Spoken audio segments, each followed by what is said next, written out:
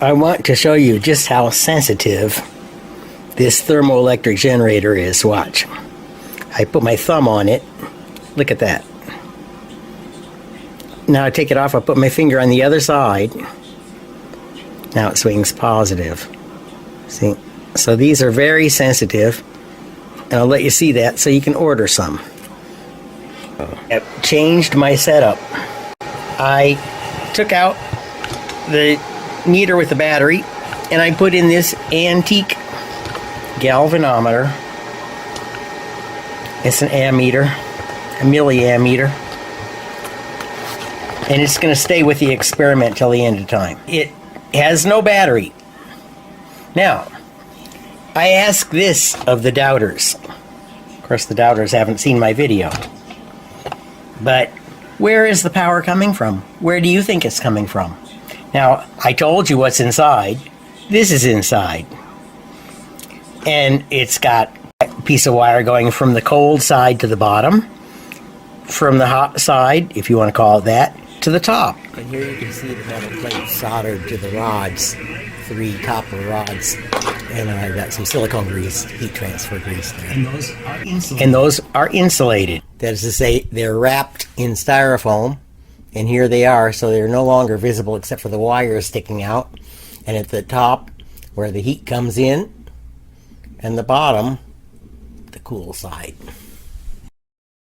And it's inside this 2-inch thick insulated box, which is only open to heat at the top because it has a metal lid. And it goes from floor to ceiling. And those wires, these wires coming out of the generator, the one that's in there, are hooked up to this. Okay, here's Maxwell's demon, everybody knows.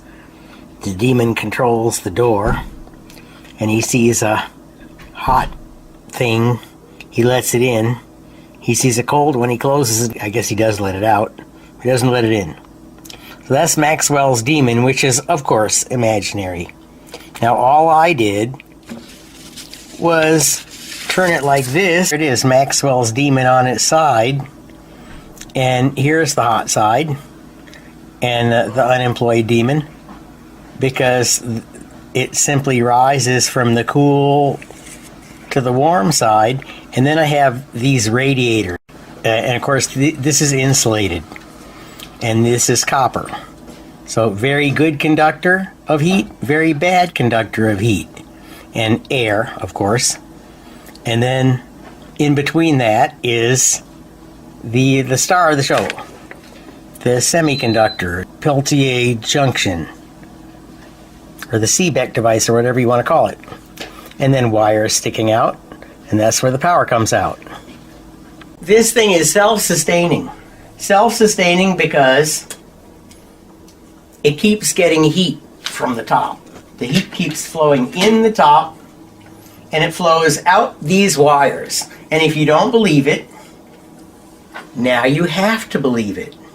I have no capacitors. There is nothing in this box that can hold a charge. Since this picture does have the top sealed, let's talk about it for a minute.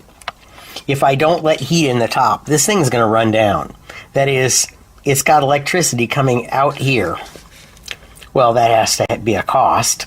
And so less heat's going to come out down here, of course. Well, this whole thing is going to cool down.